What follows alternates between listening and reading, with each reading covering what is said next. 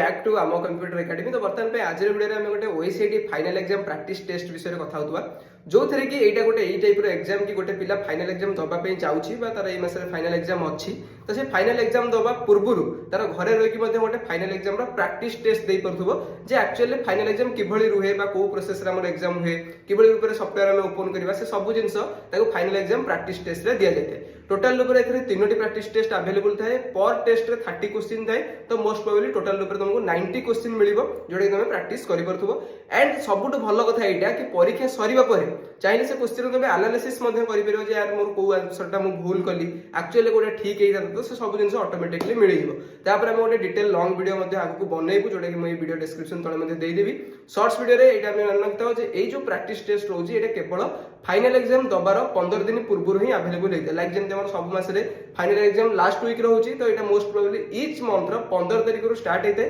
and 30 तारिख पर्यंत 31 तारिख पर्यंत चली था तो ए मंथ से 15 तारिख स्टार्ट हम और 30-31 मध्य सर तो या जो डिटेल वीडियो बनई मैंने चाहिए से वीडियो क्लिक कर पूरा डिटेल से वीडियो देखी पार्थो एंड निश्चित रूप से घर रही निज मोबाइल फोन आम लैपटॉप कंप्यूटर टैबलेट मध्यम ओईसीटी फाइनल एग्जाम प्रैक्टिस टेस्ट देकी निजको आउ टे